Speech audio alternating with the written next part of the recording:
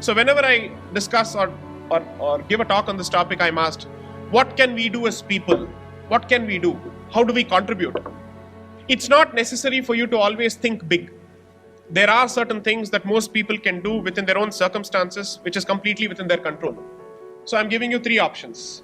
If you're running an institution or you're an entrepreneur, is it not possible for you to ensure that people who work for you are taken care of and they participate in your festivals and they're made to feel part of this system and this ecosystem and the Hindu fold?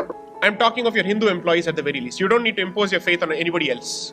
Is it not possible for you to ensure that when they're struggling for money, they don't go to some institution that says that I'm willing to offer you money provided you change your faith?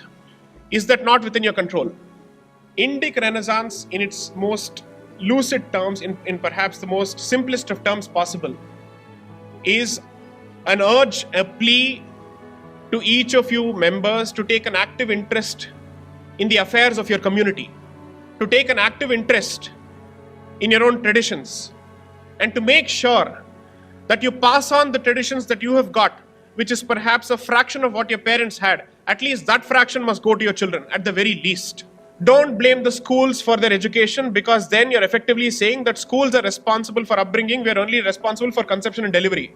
You have had the child, so the children are yours. They are not the wards of the state. So as far as teaching is concerned, don't limit it or exclusively to the schools. Take an active interest in what is it that your child is learning. If textbooks are teaching nonsense and parents don't take an interest, they will assume that parents also endorse that nonsense. And if that brainwashing starts at this age, he will have absolutely no problems with anybody interfering with the Hindu institution. So there is only a point to which you can constantly blame others for your own mistakes, your own weakness, and your own inability to stand up for your traditions. But you can't stand up for your own traditions because you don't know your own traditions. Do not treat any of these talks as pastimes. I'm asking you to take ownership of at least one initiative, something that you believe in, and throw your weight behind it.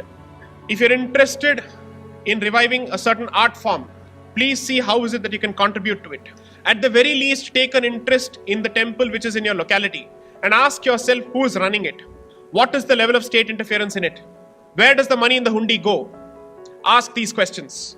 These are basic questions. This is doable.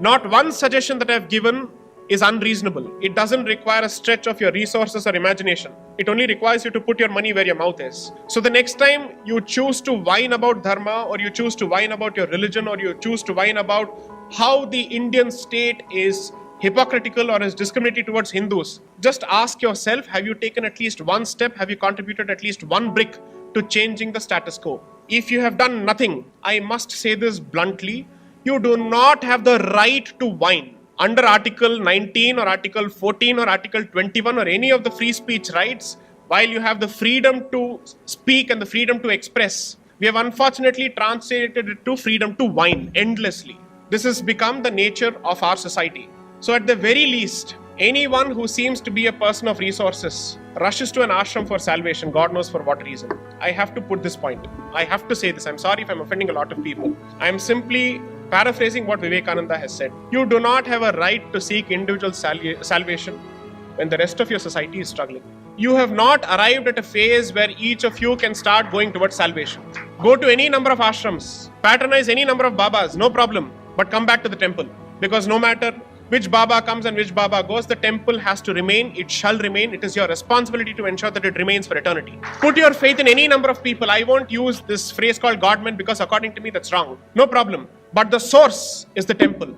The root is the temple. The Gangotri is the temple. All of them derive their knowledge only from the temple and from the knowledge that has come from the temple. So whether they attribute their knowledge and their success to the temple or not, at least you should know where they draw their knowledge from. So my request to you would be, perhaps one generation has to swallow this poison pill for the next generation to continue calling itself practitioners of the Sanatan Dharma.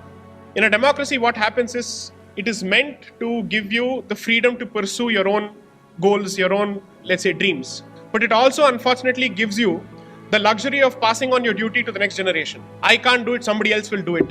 And as a consequence, what you have handed over as legacy to the next generation is a set of problems which only keeps growing by the day.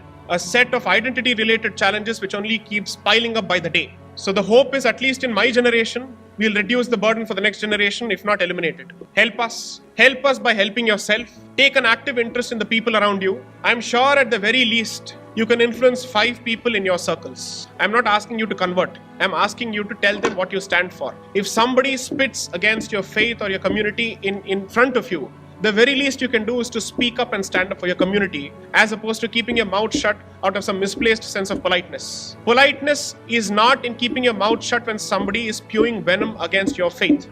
It's as good or as bad as respecting a friendship where the friend is actually spitting at your parents and you don't want to hurt the friend's sentiments. It's as stupid as that. Are you going to choose your parents over your friends? That is the question that you have to ask yourself. This is the simplest example that I can at least offer.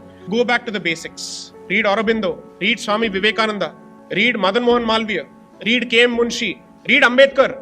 Do read him. I haven't found one intellectual in the last 60 years who comes anywhere close to his clarity of thought. He's one of the sterling individuals that we have produced. Whatever his angst may have been against certain scriptures, that was a product of the circumstances he was brought up in and the product of the circumstances he lived in. But remember, he never chose to convert outside the dharmic fold. He never chose to convert to any other faith despite all the incentives that were offered to him.